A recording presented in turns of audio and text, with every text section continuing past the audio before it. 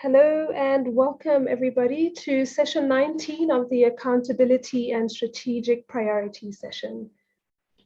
As we kick off, we would like to go through some housekeeping notes with you. As we all know, throughout the event, some sessions this year have had some child and youth speakers join us, some who are under 18 and have registered to participate.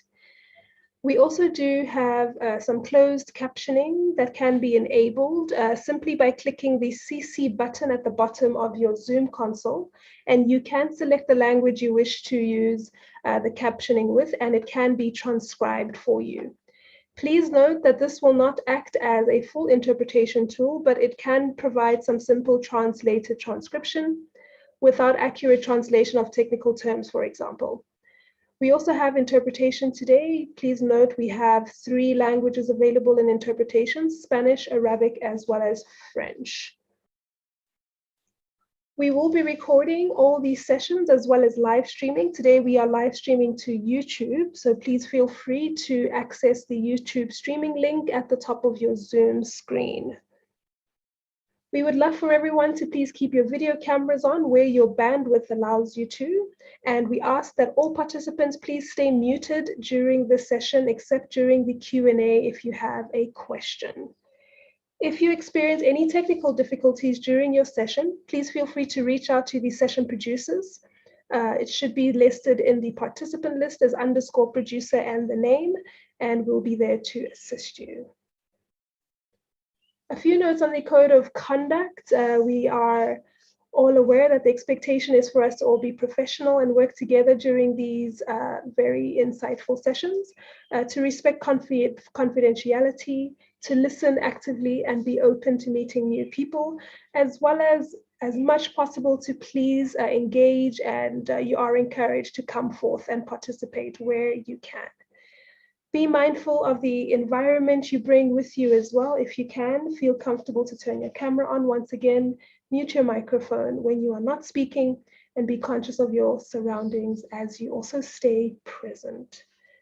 And that will be it for the opening of session 19. We will now hand it over to our speakers, Brian and Kristen. Thank you. Thank you so much, Natalie. Hi, everyone. I'm Kristen from Taldezam. I'm Global Research Advocacy and Participation Advisor. And I'm so pleased to be here today with Brian, who's going to be co-moderating with me. Brian? Hello, everyone. My name is Brian King. I am Kenyan. I am 18 years old. I am a journalist from Total News International, and I am co-facilitating with Kristen. Hi. Wonderful. And we have a fantastic panel of speakers and panelists, and we're really hoping that this session is going to be really interactive. So thank you very much to all of our audience who are here, and to the Alliance, and who is obviously welcomed us to convene this session today. Just before we get started off, so as many of you may know, the topic of accountability to children in humanitarian action is one of the 4 key priorities of the Alliance's strategic plan for the 2021-2025 period. And the way it's framed, I just wanted to remind us of the way it's framed in the Alliance strategy as we kick off this session. The goal of accountability to children as it's framed in the Alliance strategy is: all humanitarian programs are accountable to children and ensure that they're meaningful and equitable participation.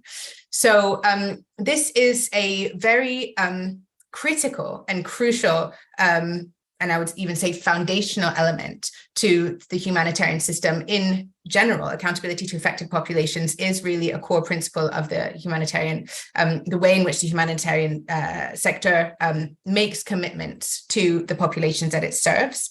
And what the Alliance is trying to do, and particularly through the strategy and through the concept of the centrality of children and their protection in humanitarian action, the Alliance and all of us who are involved in this work is really trying to ensure that accountability to children is everyone's responsibility. It's a responsibility of actors from all different humanitarian sectors, not just the child protection sector. And this is really reinforced by the graphic and the illustration and the narrative that was just launched on Monday in the opening session. So with that, I was just going to pop the graphic and the link to the graphic in the chat box, so that because this is the overarching theme of the whole Alliance meeting, the centrality of children and their protection humanitarian action. And we hope the discussion today with our panelists can think about what does this mean for accountability, and how can we in the child protection sector reinforce accountability across all humanitarian sectors.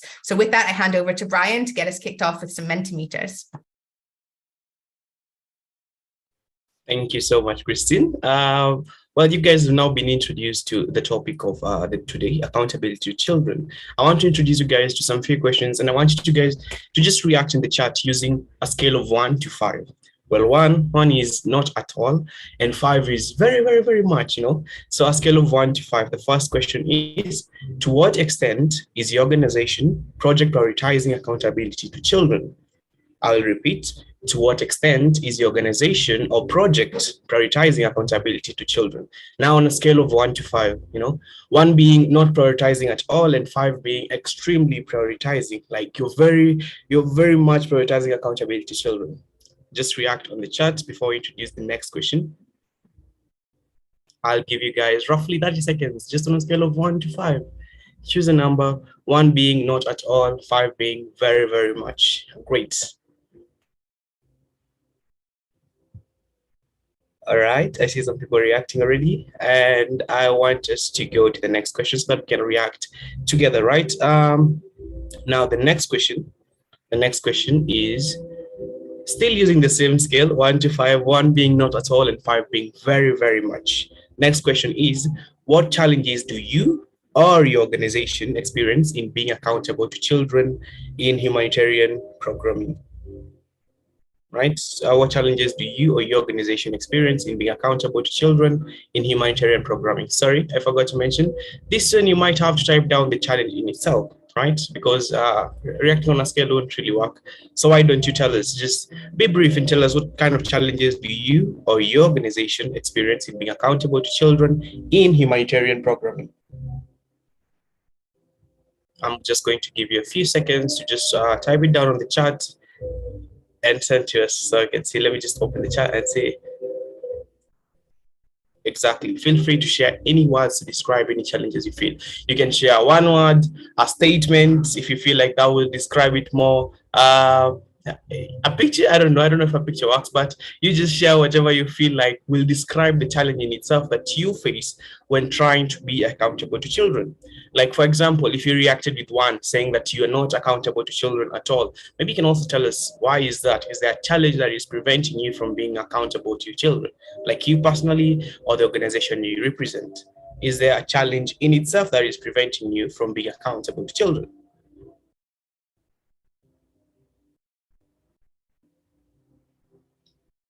Okay, great. I will repeat the question again. Challenges that you or your organization experience in being accountable to children in humanitarian programming. And I can even just tweak it a bit. Maybe let's say you said 1, meaning you're not accountable to children at all, which is terrible. And we're hoping at the end you'll be changing that. But you can tell us, like, what are some of the reasons that maybe stopping you from being accountable to children? Is it policy in your area? Is it the cost of accountability? Because in itself is a challenge. So maybe you can tell us what exactly is stopping you, or maybe you just didn't feel like it. So you can also just type it down. And like I see some of you. Have you seen some of the responses that are coming through? There's some really interesting responses as well. Yeah, I can see like someone here actually mentioned the problem of resources and the lack of collaboration of relative ministries. In itself, those are 2 different challenges, resources being something else and the lack of collaboration of relative ministries being another challenge. Challenges that we're going to be addressing with the next speakers who are going to come in right now. And you guys just continue reacting, continue sending them through. And I want to introduce you guys to the next 2 speakers who are going to be addressing different issues that we have been addressing, that we have pointed out here, including maybe some of your reactions we're going to be hearing from you. But I am very pleased to welcome our keynote speakers, one of them being Minha Pashel, the Director of Child Protection, Climate and Environment at Save the Children. Minha, you're going to tell me if I pronounce that right a bit later, but we are also going to be introducing Elise Shah. Again, pronunciation might be an issue, but she's also one of our keynote speakers, and she's the research manager at Ground Truth Solutions. I want to welcome Minhia to start us, but Elise will be joining us a bit later. Welcome Minhia, and tell us if we pronounce your name right. I'm fine with any pronunciation. It's Minya, but it's anything is fine. I'm used to many different ones. Thank you very much. I'll start. I think me and Elise, we're going to try to frame a little bit and this session, and as well as maybe asking or showing a little bit some provocative issues perhaps. And I think as self-reflection is really important for accountability, I might be most critical perhaps to my own organization. So accountability to children and their protection spans many areas and can be addressed through a number of angles and approaches. So what is it that we are talking about? Is it about strengthening children's rights through law reforms, or ensuring perpetrators don't get away with violating, neglecting and abusing children? Is it to develop a safeguarding system for humanitarian workers? Or is it a process through which children's voices are listened to and taken into account? Or perhaps all of this and more. So accountability could be seen as a control mechanism to prevent and address arbitrary exercise of power, and should include children being able to hold their duty bearers to account, whether they are the parents, the state, peacekeeping operations, or the humanitarian community. And accountability is not an end in itself. It is supposed to lead to improvement in children's lives and secure their ability to have a say on how they're being governed and how we as the humanitarian community are upholding their rights and responding to their needs, both in the immediate and in the long. So over the last decades, there has been an increasing awareness of the need to protect children in conflict, also among states. As for instance, the recent Oslo Conference on Children and Armed Conflict is one example of it. During this conference, 80 states were represented and made commitments. But in 1996, the first independent study on the impact of armed conflict on children, led by Grace Michel, was published. This report, for instance, resulted in the Office of the Special Representative of Secretary General for Children and Armed Conflict being set up, and with resolutions following, leading to, for instance, the annual publication of the Secretary General's name and shame reports on perpetrators of grave violations against children, an important milestone. Other milestones are the development of humanitarian minimum standards, which Joanna is going to talk a bit about, and in particular the development and revision of the minimum standards for child protection in humanitarian action, as well as the launch of the core humanitarian standard. That was 2012 and 2014. And both of these clearly spell out what we as humanitarian actors should be accountable to. Also, earlier on, and triggered by allegations of sexual exploitation and abuse by UN peacekeepers, policies were developed to uphold accountability to children amongst peacekeepers. However, in peacekeeping operations, it is from the mandate that the roles and responsibilities of peacekeepers are determined. If the mandate does not define roles and responsibilities for them in relation to child protection, those responsibilities cannot be assigned to them. And then it's practically impossible to hold them accountable. So accountability in peacekeeping operations happens when there is commitment, policy and procedural guidelines, monitoring, oversight, and complaints mechanisms that are known and accessible and followed up on. So many components are needed to ensure accountability. Another component for the humanitarian community that we as child protection actors love to talk about and preach is the importance of children's participation. And this is where I become a bit critical to my own organization, because when we are put on the spot, how well are we doing that? At the Oslo Conference, and while it was a really positive event in so many ways, we also had the opportunity to bring children to the table, as we had managed to do at previous high-level meetings. For instance, the Pan-African Conference on Children and Armed Conflict last year. At that conference, the contribution of children was raised as the most important element by participants, And for instance, the child representatives requested changes to the agenda to accommodate stronger participation from them. So for instance, that they were given the possibility to comment and question the panelists alongside the whole conference and not only at the end. And that was also done.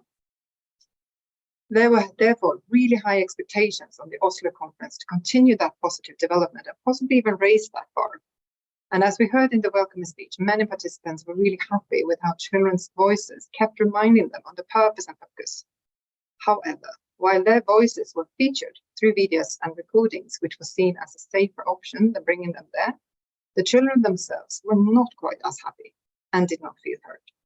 They had expected to be there in person, to contribute directly to the discussions and to even lead some of the sessions, as they did at the Pan-African Conference, thereby having the chance to directly hold organizations and member states to account. And physical participation is not the solution to everything, and it's not always appropriate or safe. But we should also not underestimate the dynamics that can occur through direct dialogue between children and duty bearers. And in the end of the day, Oslo is probably a safer place than Nairobi. So how can we support one another and hold ourselves accountable to keep pushing that bar? How can we together ensure that we have the proper expertise, precautions, and safety nets to facilitate children's meaningful participation? All in all, the humanitarian community needs to work across all components that together ensure accountability mechanisms for children. And that requires from us, in addition to understanding how children themselves would like to participate, perseverance, advocacy, and working across sectors. With other words, the centrality of children's protection throughout all the pieces that make up the prevention and response to neglect, exploitation, abuse, and violence against children. Thank you. And handing back to you, Brian. Thank you so much, Minhia. That was so informative. You know, I was a bit worried that 5 minutes wouldn't be enough to talk about the topic, but I love how you mentioned that without proper assignment of roles, it is impossible to track accountability and to actually hold anyone accountable. Thank you so much, Minhia. That was so informative, so powerful. I love that. I will definitely reach out just to talk a bit more about that, but that is awesome, and thank you so much. Next, after Minhia has just like educated us and shared a beautiful piece of information with us, I want to welcome another awesome person, Madam Elise Shear, Madam Elise Shear, the research manager at Ground Truth Solutions, who also has something beautiful to tell us. So welcome, Elise. What do you have for us today? Thanks, Brian. I hope it's beautiful. But my thinking on this question of accountability to children as a collective responsibility really stems from our study of children's perceptions of humanitarian assistance in Burkina Faso. So before I get into that, a little bit of background. I think, as many know on this call, children make up over half sometimes of people in need in humanitarian responses. But in general, as was just shared by Minhia, their opinions on what they need are not being sought out systematically to inform humanitarian programming. And this is no different in Burkina Faso, where Ground Truth Solutions has a project where children make up 55% of those categorized as people in need. So we had started our programming in Burkina Faso in 2020, and the child protection subcluster kept reaching out to us as we were doing our programming with adults, saying, you really need to include the perceptions of children. You're leaving them out in your studies. If you're just asking adults what they think about humanitarian assistance, you really need to include them. So over the course of last year in 2022, we worked with child protection experts and Burkina Faso-based local organizations to design and implement a child-friendly methodology, which my colleague Bruno will share more about in the panel discussion. And the idea was really to understand what are children's priorities in this context, and how can humanitarians better support their goals and their dreams for their future. And this was a really wonderful collaboration with a bunch of different organizations, including Terre des Hommes, Espace France, National Coordination of Associations for Children and Young Workers in Burkina Faso, Humanity and Inclusion, Plan International, of course, the Child Protection Subcluster, and the Ministry for Humanitarian Affairs in Burkina Faso. And almost none of the findings from this study point to the child protection subcluster needing to do more or do specific things.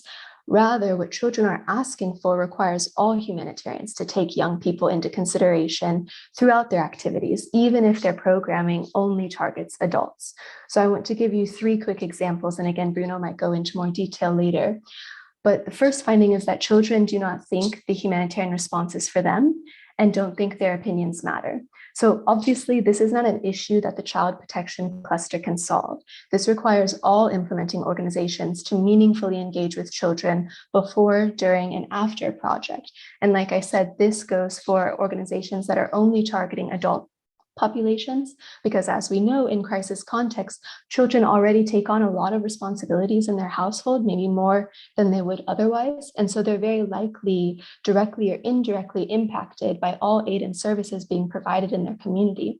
So it's crucial that aid providers understand how their programming might impact children and then adapt it as needed to their needs and preferences. The second key finding was that children do not really know what's happening in their community in the regions that we studied in Burkina Faso. They don't really know what organizations are working there, and they don't know how to get information about the humanitarian assistance being provided, though they do say that they tend to prefer face-to-face communication with adults they trust. So what does this require? This requires all implementing organizations to first improve their communication with the adults in the community, because children will go to their parents, to their caregivers, and those they trust for information. And if adults don't know what's going on, they can't tell their children. This also requires all implementing organizations to have ways of sharing information with children in a child-friendly way. And that's the responsibility of all implementing organizations, even those only working with adults. And the last key finding was that children describe verbal and physical violence at distribution sites and undignified conditions. Questions for people to contemplate as we continue with this panel. First is, who should be responsible for helping children understand that they have a right to have a say? Is this rights-based education? Is this type of education something that only child protection specialists should do? Because it surely takes time, requires building trust with children, or is this the responsibility of everyone? And then also, based on what Minha said, there's a lot of chatter about participation at the global level. And there's a lot of chatter about how it shouldn't be about us having children or even adults participate in our activities. We should be participating in what they're doing, what they want. And so practically speaking, what does this mean when we're talking about children? How should we, as the broader humanitarian community, get involved in what children want and are doing themselves? Thank you so much. Thank you so much, Elise. I personally love the fact that you gave us questions. So yes, everyone reflect on that a bit. And when it comes to the topic of dignity in itself, that is something I've actually had to handle my own, by myself, because when you're distributing simple things like dignity packs, a child wants us to, what is the point of distributing dignity packs if you're taking away our dignity when doing it, It's very important to maintain dignity even when distributing the products, when humanitarian action has to be dignified, especially when it comes to children. Thank you so much, Elise. That was very, very informative. And to all of you guys who are here today, I know you're enjoying the conversation as much as I am. Personally, I love moderating, but this is awesome. I am getting a lot of information. My notes are almost filled, but because of time and because Elise and Minha have taken us through such an awesome discussion, I want us to go into an even deeper discussion like that, something even more powerful with more questions and more people. And I want to hand over back to Christine, who's going to take us through our panel discussion. Christine, back to you.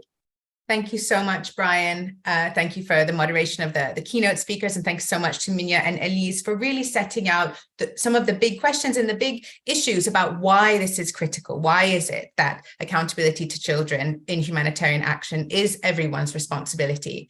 And I would just like to also particularly pick up on the point that Elise concluded with, that question, that invitation for us to think about how do we as a broader humanitarian community get involved in the activities that children want. This is, I think, a very important question that hopefully maybe we will hear from our panelists more in detail. So with that, I would like to pass over to our panelists. So we're joined by 3 brilliant panelists today. 2 of them are from the child protection sector, and 1 of them is from a different sector, so the education sector. And we're going to hear from each of them for 5 minutes, and then we're going to open up to a Q&A. So first, I would like to introduce Joanna Wedge. who is the CPMS working group co-lead and is based with UNICEF. Joanna, the floor is yours. Thank you, Kristen. It's lovely to come after the keynote speakers and, be learning and listening to them as they bring some good questions and some good points forward. So thanks very much. As for those of you who don't know me, I co-lead the Child Protection Minimum Standards Working Group at the global level for the Alliance itself. And I'm seconded by UNICEF to that effort. So I'm going to be talking about using the CPMS itself as a tool for accountability to children that we work with. So as we know, most of us, hopefully everyone, has a copy, either an app or a hard copy of our beloved CPMS handbook. But for more than a decade now, the CPMS have been the child protection sector's backbone. They provide a shining light, I would say, to how to improve the quality of programming, of our advocacy, of our administrative procedures. But like all the other humanitarian standards, SPHERE, INE, etc., the purpose of the CPMS is to improve both quality and accountability. So we know what we are accountable for, the implementation of these minimum standards, but do we reflect much on who we're accountable to? We're certainly accountable to each other as members of the Alliance. We have our annual self-assessment exercise using the CPMS. The CPMS help us focus on our accountability to our donors and trying to reach a level of programming with their support. We're accountable to government counterparts in the countries where we operate, whether that be social services or public health and so on. But the common humanitarian standard that we all use in the humanitarian world calls for us to be accountable to affected people, or the AAP. Some have already mentioned this. And it's clear that the people most affected by our work are indeed the boys and girls and non-binary children whom we serve. As has been mentioned, sometimes in a given population, 40, 50, 60% of people are in fact children, and we need to be accountable to them. So at the CPMS working group, we've been pondering how can we use this big handbook, this comprehensive set of standards and principles to improve our accountability to children in their great diversity, meeting them where they're at, finding out what they need, what they think. So first of all, let me take a step back. Did you know that in the 2019, in updating the previous edition of the CPMS in 2019, we actually included 245 children. We reached out and did consultations asking for their perspectives on different aspects of the CPMS. We facilitated those consultations in part because, as we know, we tend to have expertise, in children's participation, though we don't want that expertise to only stay in our sector, but for it to go through the whole humanitarian community. But accountability goes further than participation or consultation. Yeah, we need to be clear and creative when we discuss with children how we see ourselves upholding what is a complex and technical set of standards. Indeed, when we ourselves as child protection practitioners are new to the CPMS, it takes some time to absorb them and to put them into action. So we're thinking that accountability to affected children mean we as individual practitioners and as organizations, child protection organizations, and other humanitarian organizations must co-create a humanitarian system where children feel safe and valued. So this is a step-by-step process, a decision-by-decision process, and a response-by-response process and journey. It means that we need to build on all 10 of our CPHA principles.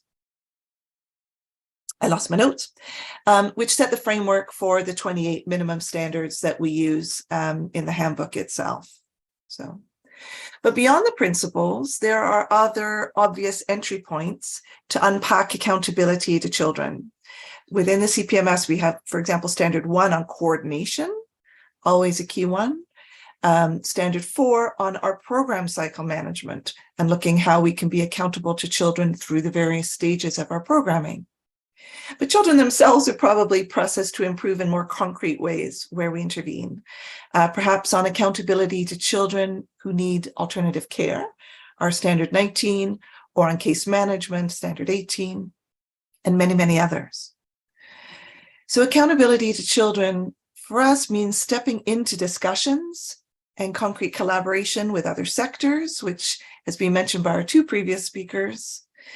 Our pillar 4 of the CPMS gives us the structure to do that by pairing us with our counterparts in nutrition, in education, in shelter, and looking at what is common guidance, what are common key steps, what are common indicators. And also, we mustn't forget our common humanitarian standards together across the humanitarian sector has us working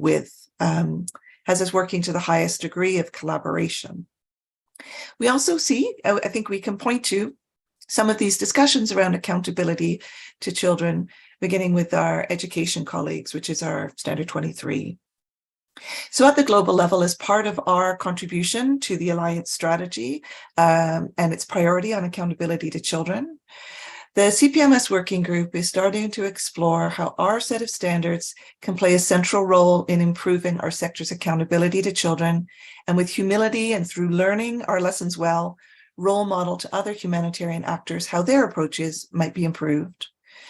We know that two important age and stage appropriate aspects are awareness of the CPMS and similarly accessibility to the CPMS. So turning to kind of Elise's point about meeting children where they're at and engaging with them and what they're doing, we've supported agencies in a number of countries to develop, with children's input, a storybook about the minimum standards, about child protection in humanitarian settings and the idea of standards, a set of posters and illustrations. And I would really encourage everyone here to go on the CPMS page within the Alliance website and look for that visual gallery, that art gallery of so many interesting images. Some of them, as I said, designed by children themselves. So going forward, the working group would like to explore with you the efficacy of games with children, songs with children, and other accessibility-enhanced approaches to unpack the minimum standards with children of all ages and stages of development, and to pledge to them and monitor through them our work of the highest quality. So we want whatever tools we have, the existing storybooks, games that we may develop, etc., to enable a conversation with children about which of our interventions most urgently need improvement, how they would measure success in meeting those standards, what should happen if we can't meet those targets, and how should reporting be done.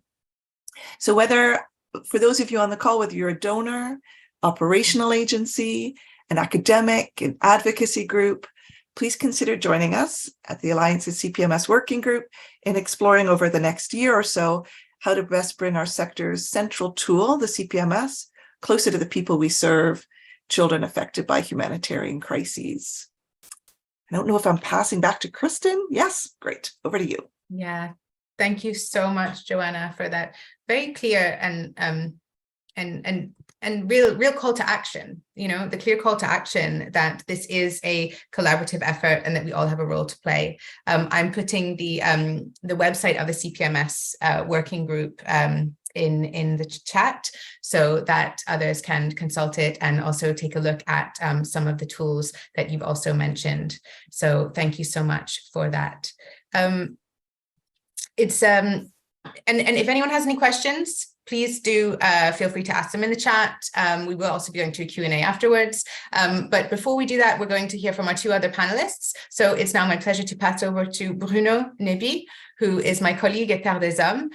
Bruno is a monitoring and evaluation coordinator in our office in Burkina Faso at Terre des Hommes. Bruno will be speaking in French, so I invite you all to, if you would like the French translation, just pop over to the little globe at the bottom of your screen and click it, and click the English channel, so you hear the French translator translating into English. And Bruno will be speaking in a little bit more in depth about the pieces of work that Elise mentioned about and our collaboration with Ground Truth Solutions and some other organizations in Burkina Faso. So over to you, Bruno. Bruno, tu es sur mute. Exact.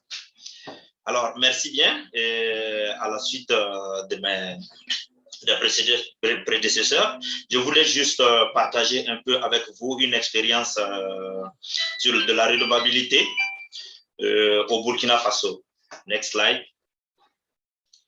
Alors, cette expérience a consisté exactement en quoi? Il s'est agi, n'est-ce pas, de l'étude dont Élise avait tantôt parlé. Et on voudrait essentiellement, en fait, partager l'approche méthodologique un peu avec vous. Et donc, concrètement, qu'en est-il? Donc, l'étude visait à capter les préoccupations ou les ressentis des enfants par rapport à l'aide humanitaire. Et donc, à ce titre, nous avons développé il fallait développer une méthodologie qui soit appropriée aux enfants pour pouvoir justement capter ces éléments. Et cette méthodologie, c'était quoi? C'était une approche qualitative de focus group, centrée vraiment sur la cartographie inductive de l'environnement des enfants. Et pour cela, il nous a fallu en fait de la multidisciplinarité, et j'insiste sur ce mot, pour capitaliser en fait, n'est-ce pas, les exercices spécifiques.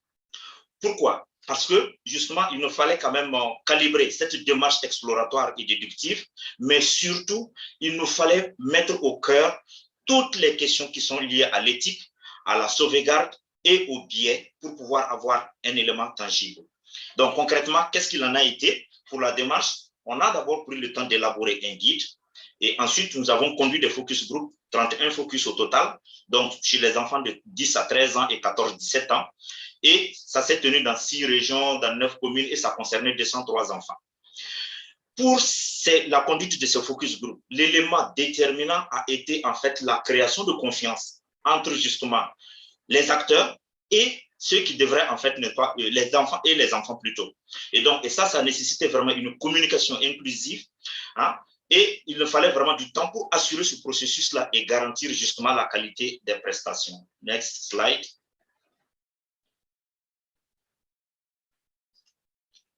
Next slide. Again. OK.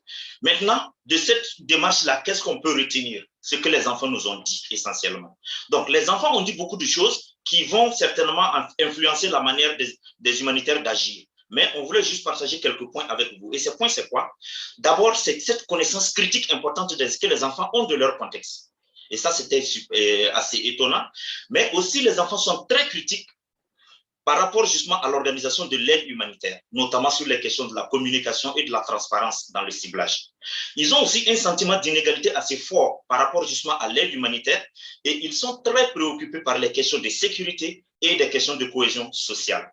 Alors, ils témoignent aussi que leurs opinions n'est pas importante au vu des adultes, alors qu'au même moment, comme on le disait tantôt, ils ont beaucoup d'idées qui peuvent permettre, par exemple, d'améliorer l'aide humanitaire.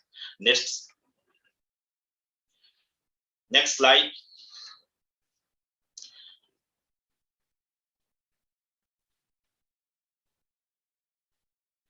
OK, merci. Donc, nous, en plus de ce que les enfants ont dit, du point de vue du processus, qu'est-ce que nous avons retenu? C'est essentiellement 2 éléments.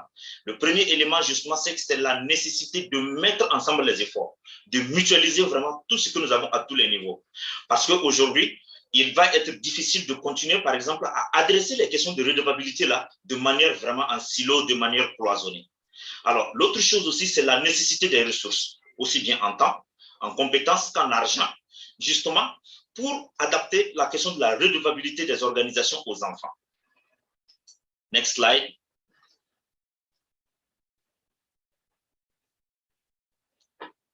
Maintenant, en perspective et en enjeu, alors c'est beaucoup plus des questions que nous nous posons. Alors, à savoir, comment, par exemple, garantir la qualité justement de tout ce travail qui peut être fait, mais avec des ressources limitées. On sait qu'on est dans un contexte aujourd'hui où les ressources sont relativement limitées. Donc, est-ce qu'on ne va pas aller vers des démarches qui sont beaucoup plus light et qui permettent, par exemple, n'est-ce pas, de garantir autant, par exemple, de qualité? Et l'autre chose aussi, c'est l'investissement dans le processus de la redevabilité. Est-ce que nous, en tant que nous sommes prêts à investir autant sur le processus de la redevabilité que, par exemple, dans nos processus d'opération. Et enfin, on voulait aborder quelques enjeux opérationnels sur la mise en œuvre. C'est quoi? Parmi ces enjeux, c'est par exemple, n'est-ce pas, comment engager les enfants sans pour autant générer des attentes que nous, par exemple, nous ne pourrons pas directement accorder, ou encore, comment gérer, par exemple, les situations difficiles qui apparaissent au cours de ces focus group, quand, par exemple, les enfants montrent des émotions assez difficiles. Et le dernier challenge pour nous, justement, c'est la question de pouvoir boucler la boucle. C'est-à-dire, tout ce que nous avons pu faire, il faut que nous puissions retourner ces résultats aux enfants, mais surtout, et surtout, montrer qu'est-ce qui est fait pour améliorer leur situation à partir de leur feedback. Donc, next slide. Donc, voilà ce que je voulais partager un peu avec vous. Et les enfants du Burkina Faso vous disent merci pour votre attention soutenue.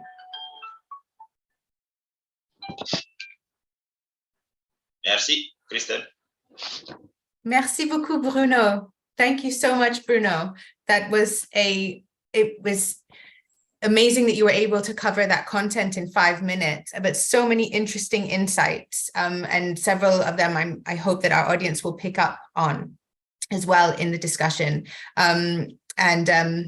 And yeah, I really appreciated that last piece about the feedback loop. How do we complete the loops? You know, when we consult with children, how are we systematically, you know, feeding back to them and hearing from them about the work that we've done with them? So such an important piece in a discussion about accountability. Thank you so much. And finally, I would like to pass to our third panelist, who is Serena Zanella. And Serena is with the Global Education Cluster, and Serena is Serena is a child safeguarding accountability specialist with the Global Education Cluster, and we're so pleased to have colleagues from the education sector here with us today to participate in this conversation. So Serena, over to you.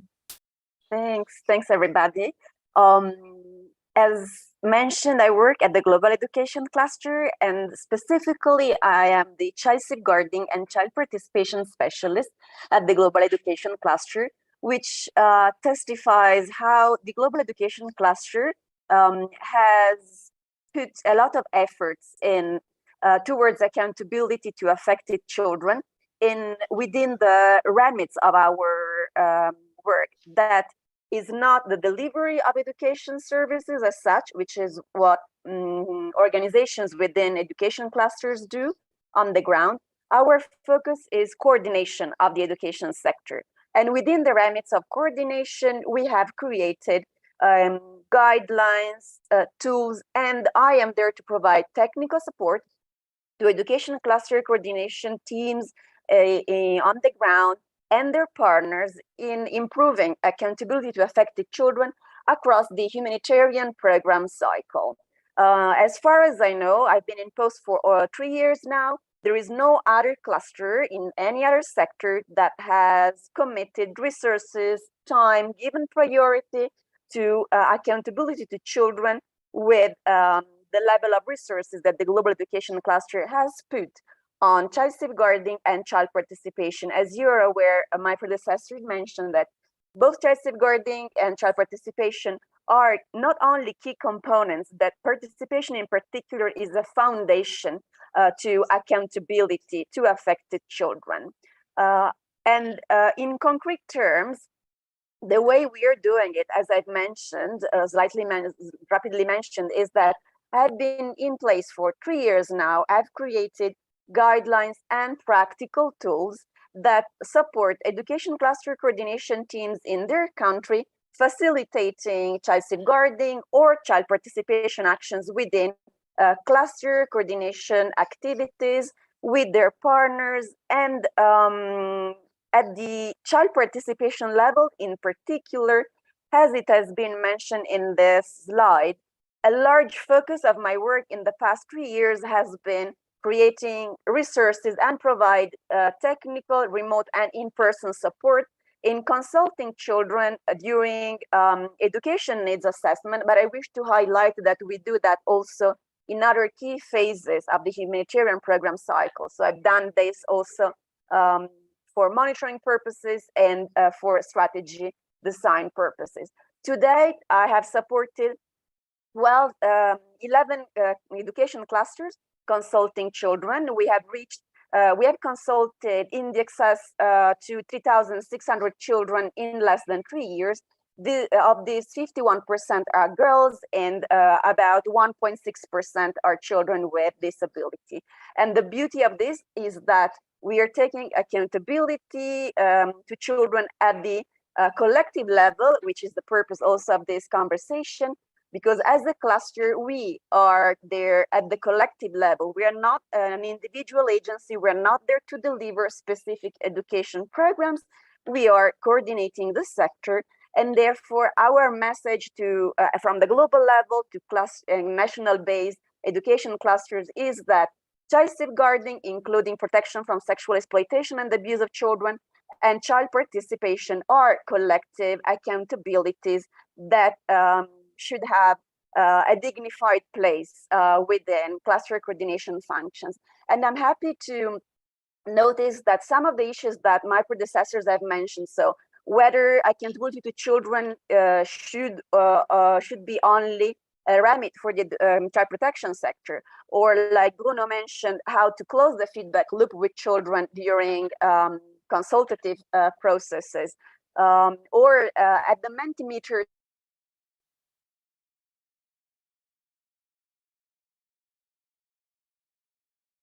participants have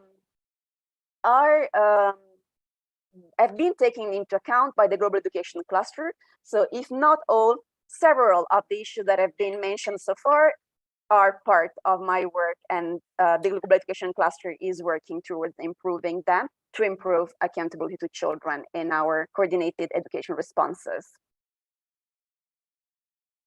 Thank you so much, Serena, for sharing us those valuable insights from the perspective of the education sector. And I think it's critical to look at what's happening, around us, certainly for us as child protection, those of us who are in the child protection sector. But again, there's many other people here, I think, from other sectors in this call. And so now we'd like to invite actually a discussion, an interactive discussion. We're running slightly behind time, so I think we'll keep the Q&A to about 10 minutes.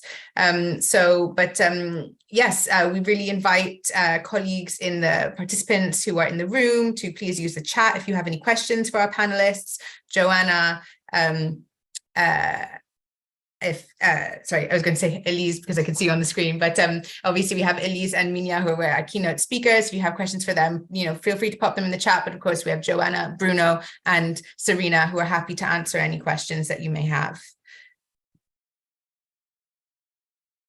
I think there was already a question posted a bit earlier, right after Bruno's presentation, I think. Let me just find it. Sorry, it was a bit bug, but okay, yeah, I think a question by Brikena Zogaj. Sorry if I mispronounced that, but she said that thank you for the honest reflection. I am keen to understand how the research, I think this was for Bruno, how the research findings have informed programming decisions and whether they've had an impact on influencing management and external donors to prioritize child protection. It would be valuable for me to learn more about the link between the research and the actions taken in this regard. Yeah. Thank you, Brian, for keeping your eye on the Q&A on the chat. I will also translate that into French as well, and I'll pop it in the chat box in French as well. Here we go. So, no, Bruno, je ne sais pas. Alors, j'ai mis la question dans le chat en français. C'était une question par rapport à this question around yes, how the results of this research have influenced programming decisions, really. And I do encourage all of you to just, Bruno is muted. I do encourage all of you guys to send in your questions right now so that we can actually take advantage of them right here. We have about 10 minutes for you guys to just interact. Sorry, Bruno.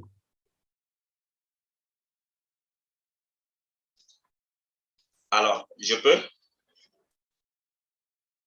Oui. Donc, merci à Brian, je crois, pour la question. Donc, je ne sais pas si j'ai bien compris, Christelle, c'est plusieurs questions. Hein. Comment engager les enfants sans générer des attentes? Désolée, ça c'était, je m'excuse, ça c'était, j'ai fait du copier-coller sur DeepL. Sorry, I'm speaking in French now. Okay. Et ça c'était les questions sur ta présentation. So, la question c'est comment les résultats de la recherche ont influencé les décisions de programmation? Comment on peut utiliser ces résultats pour influencer nos programmes au Burkina Faso? OK. Donc, je pense que ça, peut-être qu'on peut on peut voir la question à plusieurs niveaux. Je parlerai, bon, Christelle et puis Élise, éventuellement aussi, vous pourriez compléter. Alors, s'agissant par exemple de ce qui est de la redevabilité, d'abord, je prends les cas concrets, hein, sur la manière, par exemple, n'est-ce pas, sur les questions du ciblage. Il est évident qu'aujourd'hui, voilà, on ne peut plus faire le ciblage comme de par le passé. Il est évident que toutes les structures qui font du ciblage, par exemple, n'est-ce pas, vont être obligées, en tout cas, de prendre, par exemple, en compte ce que les enfants ont dit. Ça, c'est une première chose très concrète. Ensuite, toujours aussi sur la question de la redevabilité. Vous voyez, on met en place des mécanismes de gestion des plaintes, mais c'était des mécanismes de gestion qui ne prenaient pas en compte les besoins des enfants, ou bien, n'est-ce pas, qui n'étaient pas adaptés aux enfants. Et ça aussi, donc, avec, n'est-ce pas, la dynamique nationale qui est actuellement en cours, ce sont des aspects qui vont être aussi pris en compte. Alors, troisième chose, un peu par rapport justement, chaque cluster, pour dire, Élise complétera, aujourd'hui, par exemple, n'est-ce pas, tous les clusters sont demandeurs de ces résultats-là. Et on s'imagine que si les clusters demandent ces résultats, c'est pour voir comment, en fait, n'est-ce pas, les mettre vraiment en pratique, chaque par secteur. Donc, pour nous, l'impact, le changement que ça va induire là, il sera très, très important en termes de changement. D'abord, le dynamique, c'est-à-dire la manière même de percevoir les choses et la place qu'on donnerait aux enfants, et aussi en termes, en fait, n'est-ce pas, d'actions concrètes, c'est-à-dire au quotidien, n'est-ce pas, des ONG qui interviennent dans l'aide humanitaire.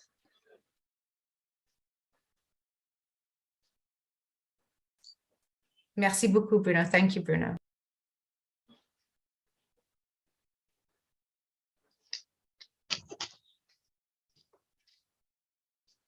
Yeah, I guess we're waiting for more questions from you guys, but I can take this opportunity to just like say, to mention something that Serena actually said about child participation in child safeguarding. You know, one of the reasons that organizations actually do not account for children, they've been using child safeguarding as an excuse. It's been used as an excuse to actually not account to children or for children, to the children, basically. I think it's very important for all of us to note that child participation is actually part of child safeguarding.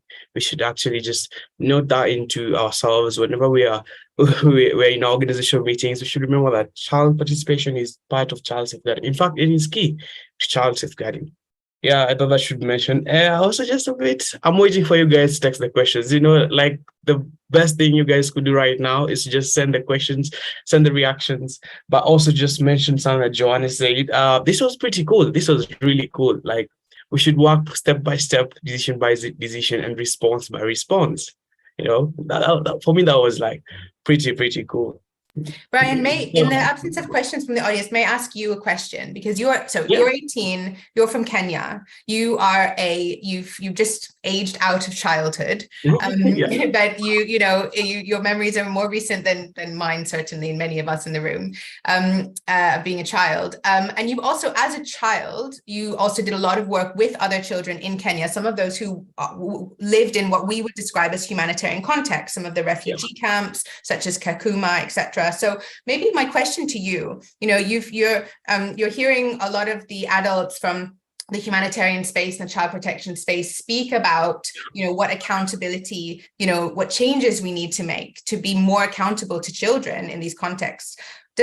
What does this mean to you based on your experience of working with children and of consulting with them, or as a journalist of maybe, hearing their stories about their lives? What does accountability, like, what would it mean to make accountability real for them based on the stories that they've told you? Christine, that's actually the main reason why I mentioned what Jean said, the step-by-step, decision by decision, and response by response system, because Christine is right. I have been in the child sector for a bit. I was just a child, like some few days ago, but now I'm an adult. So yeah, but we've tried different methods of trying to be accountable to children. And when you look at like different formulas, different systems, it all like breaks down to the basic thing. Do these children actually even understand what you're doing? As a humanitarian, do they actually understand what you're trying to achieve in this particular place? It is impossible to be accountable to someone who does not even know what you're being accountable for. So it always breaks down to fast bits, which is the most simplest, something that you'd expect everyone to just know.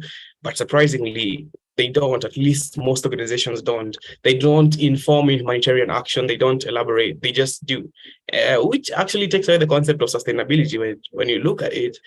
But yes, it starts by that. After you've then informed them, we go back to Joanne's system. That is why I said it's pretty awesome. Step by step, you tell kids exactly what it is, and then decision by decision. I'm not taking this as what you'd expect. How I'm analyzing this is not decision after decision, more of decision with decision. Like you're making these decisions with the children, with their parents, because it's difficult to take away children from their parents. It's absurd. But yes, decision by decision, and then response by response. Organizations have a problem whenever they are doing anything that is entrenched in child participation. They forget to wait for the response. They will come there, do their elaborations, their trainings, their whatever. But when it comes to actually waiting for the feedback, they will either manipulate the feedback to get the feedback they would expect to get, that is the results of the training they had made, but not actually wait to hear from the children, not wait to see the initiative these children come up. Because here's the truth. Children are very playful. And there's a quote that my mentor, Daniel, likes to say: the only work that children should do is play. Problem is, it's usually exploited.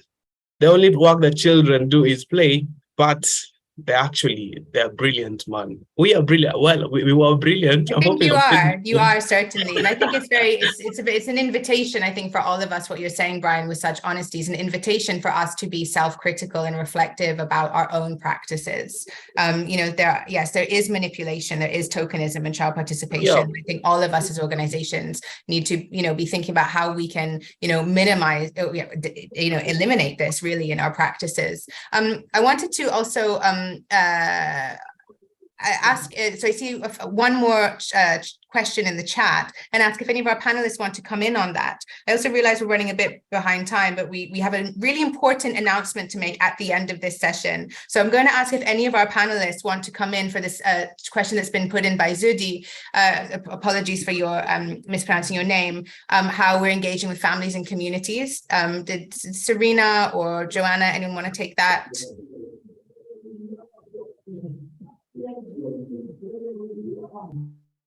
I can tell you what we are doing at the Global Education Cluster. My focus is really on involving as many children as possible, at least at the consultation level, the most basic form of child participation. This is because we have had probably for too long a tendency to consult adults on what are educational or child protection needs of children. So the message that I'm trying to promote through my work at the Global Education Cluster is that, yes, we have to consult adults on educational needs, priorities, and challenges, but at the same level, we should also consult with children. So there are a number of teachers that are customarily, for example, consulted in education assessments or other forms of consultations, and my role is really to promote more participation of children, which wasn't happening before. Thank you so much, Serena, for that. We really do need to wrap up this session because we're risking going over time, and we have an important announcement. Thank you so much for this rich discussion, and actually in which I also then ended up interviewing one of the moderators as a participant. We call this participant observation in anthropology. And with that, I would like to hand the floor to Camilla from the Alliance Secretariat to share with us some exciting news before Brian will wrap us up. Thank you, Kristen, and thank you, everyone. I'll be very, very quick. So As you will have heard from Kristen at the beginning, accountability to children is one of our strategic priorities in this period. And you have really been unpacking that in the session today. It's been fantastic to hear about, well, see you demonstrating this leadership and talking about the meaningful action that we need to take. It's more than just complaints and feedback mechanisms. I think we kind of got to complaints and feedback mechanisms in our annual meeting last year, and now we've really looked a lot more broadly about how we can look at accountability to children and child participation across the programme cycle, across all sectors, and including what children say that they need, not just what we think they need. So I won't say any more about this, but I did want to invite you to join us on the next slide in our accountability advisory group. So this session has really been brought together by the nascent accountability advisory group. A lot of the panelists that you've seen and engaged with today are people who will be joining that group alongside others within the Alliance. This group will be set up to really advise the Alliance and provide a technical sounding board to the Alliance as we implement the strategy, ensuring that we achieve the goal of accountability to children as set out by the strategy, but also helping us to make strategic decisions and be well represented in strategic bodies on accountability to children. So Kristen's going to share the link to an expression of interest form if you would like to join us. Otherwise, just be assured that we will have this group, we will be continuing to do this work, and that you can reach out to us via the Secretariat if you'd like information on it, or if you recommend someone that we should be reaching out to, or an initiative that we should be reaching out to as we progress this advisory group. And in case you're in any doubt about joining or the relevance of the group, the next slide will just give you a very quick rundown of some of the areas of work that our different working groups, task forces within the Alliance are taking forward over the next 2-3 years as we implement the strategy, and some that the advisory group members themselves have said that they want to take forward. So I'll just leave that up there for a moment for you to look at while Kristen, or I think Brian, closes us out. So over to you, Brian, and thank you so much for all the energy and passion you've brought to this session, Brian. Thank you so much, Camilla. Just a bit of correction. The energy was already here. This topic in itself is beautiful and amazing. And that's actually why I'm very passionate about it. Now, remember, guys, when we started, I asked you guys a question about accountability and you had to reply with a scale of 1 to 5. I saw some good responses. I saw some twos. I didn't see a 1, which is good. But so mostly it was 3 and 4, right? The 4s were people who were afraid to say 5 because they were not really sure themselves, which is okay. But now, after now we're done with all this, after our beautiful session, after hearing from our amazing panel, our keynote speakers, me, Christy, and everyone else who's been part of the session, I just want to ask you guys to, reflect on the challenge you shared at the beginning, and what sort of learning, what learning will you take forward to take action on this topic?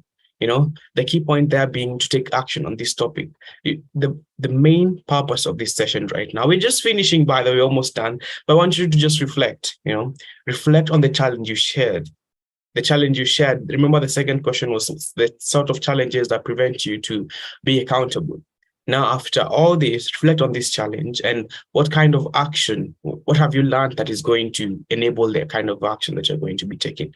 I'm just going to give you a few minutes because mine was to ask you guys to reflect on this, reflect on everything we've talked about, everything we've learned, everything we've had, everything we've said, all that, and just to ask you guys to reflect and share what sort of learnings will you take forward for the action. Just feel free to share. I am glad I see we around 40 people here. Just share that little snippet of something that you're going to say, because the purpose of this was to influence action, was to educate you and enable you to actually take action. And we are very so just to reflect and share, and to remind all of you here that everyone here is going to, one way or another, influence and take action to be accountable to children. Remember, all of you, I know most of you are experts when it comes to children matters, but when it comes to real children matters, like children in matters, you're not experts at all, you're not children after all. So it's about time we learn. That's why we open the floor to children and young people to teach us as well, because we have a lot to learn. Do we have any results coming through that Menti? I don't know if the producers are able to share if there's anything coming through. we really would love to hear any concluding. Here we go. Here's some concluding thoughts. Someone says that they're going to moving and there's willingness to make a change. Wonderful. Would anyone else like to share their thoughts about what learning you take forward? I think it should be everyone. Everyone just share your thoughts, it's very important. And I think willingness is key here. We have someone in the chat who said allowing children to be part of the change. That's fantastic. Ensuring children's participation in all of the steps of project cycle management. Yeah, that's a great start as well. There's so much that needs to be done. Yep. I think that we're going to have to wrap up, Brian. So last words from you, and then I'll say our last words. Yeah, I think I just forgot to mention that when it comes to accountability to children, it's also important to collaborate and be open with each other as organizations so that we can share feedback and keep each other in check. But yeah, I think that will be the final words from me. It's been amazing and I love this session. So yeah. Thank you so much, Brian, and many thanks to all of our speakers and to all of our panelists and all of our participants and to the producers. We've gone over by 5 minutes, and to our interpreters who are doing a fantastic job. Thanks to you all. We would like to invite you to also click on the final Menti, which is the closing Menti for the session, just the closing poll. It's really important for us to capture your feedback. So that's there. And then we look forward to seeing you tomorrow. Tomorrow is our last day, the last day of this year's annual meeting. We kick off at 9:30 a.m. CEST. So please come back to the lobby, come back to Zoom events, come back for the final day. You might even see Brian again. Let's make all right. Take care, everyone. Thank you. Bye. Bye. Thank you. Bye.